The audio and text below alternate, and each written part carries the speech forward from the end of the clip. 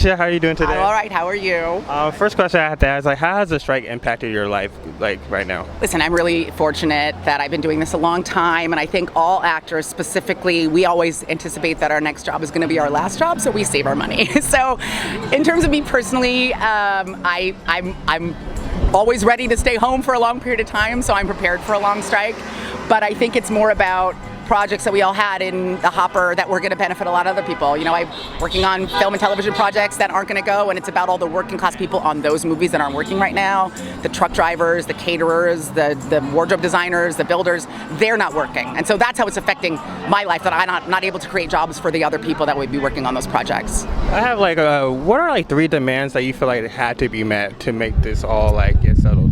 We need to put in robust protections against AI encroachment on the creative jobs and the creative lives of everybody in this business, from writers to directors to actors to producers. I think that's really important. We need to make sure that we get meaningful residual increases that are based on the success of a program and not just flat rates across the board, i.e. if you make a show that's incredibly successful, you should make more money. I think that's pretty much how it's always worked in this business, but because of digital, it's going to Speaking on that, how does that work for streaming wise? Is there nothing at all? Nothing, pretty much nothing.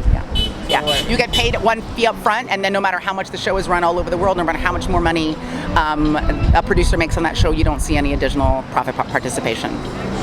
I also want to ask you, what are your thoughts about Bob Iger's recent comments about the strike being unrealistic?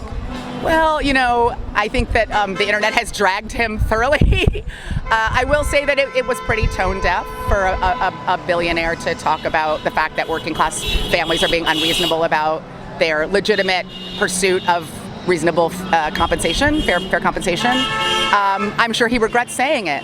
And I think it's only fueled the fire on the line to continue to strike until people get a fair contract.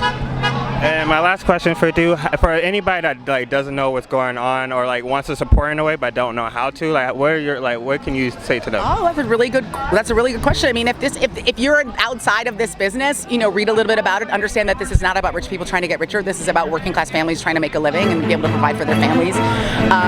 Go online, let them know on Twitter, let them know on Facebook, Threads, Instagram, let them know you care about, working class families. This isn't just a fight for the unions in this town, but fair contracts with any union help other contracts with all unions. We're in collaboration with IATSE, with the Teamsters, with the laborers.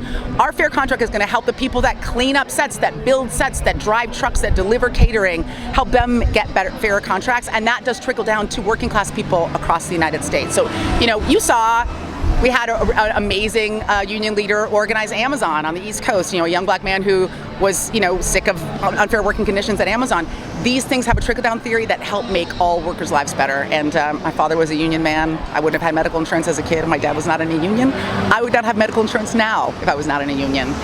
It means something, and I think a win for one union is a win for all of them.